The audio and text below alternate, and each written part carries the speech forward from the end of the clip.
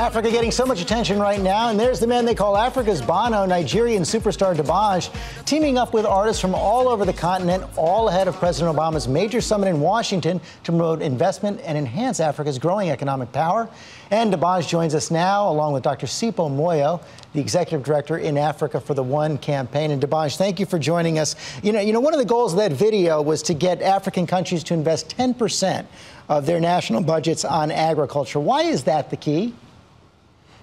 Well, good morning, Judge. Good morning. Yes, for me, coming from Africa, it is so key for us to know what we have. And if you look through, when I was approached and when I wanted to start this campaign, 10 years ago, the African leaders committed 10% to agriculture of the annual budget.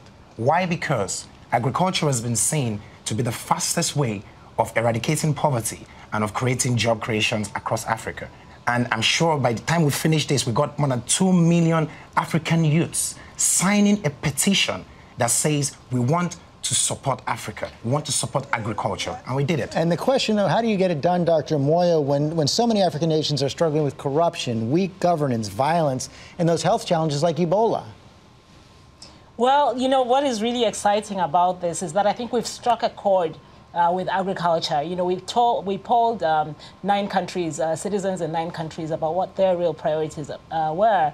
And one thing we heard from African citizens is that it's important for their leaders to invest in agriculture. So I think this whole campaign really struck a chord. And because it's coming from the citizens, the pressure is coming from African citizens, I think that's what has really made this a very different kind of campaign, and one which they will keep, you know, commitments on.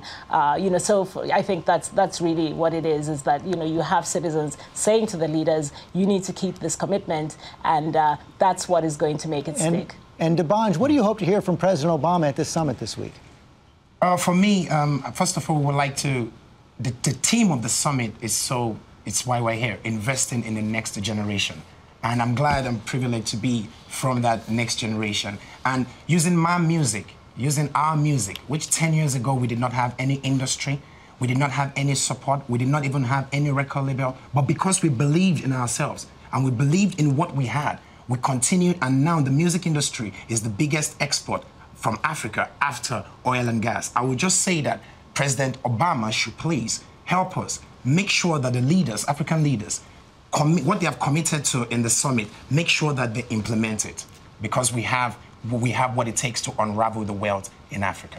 And again, on that theme, George, if I may come in there, you know, another thing that's really exciting, because this is about investing in the next generation, we're looking forward and hoping that, you know, the key discussions among the leaders will be around agriculture, because that's really sort of the biggest potential for moving the most number of people out of poverty at the same time, as well as talking about energy, because that's what is holding back development in Africa. The lack of energy really holds back and, you know, hampers, you know, education, health, and particularly the agriculture. So it will help really if they can have focus around those two conversations and investing in those issues in order to unlock the potential for economic advancement on the African continent. So we're really excited. Good luck with that this week. Thank you both for joining us.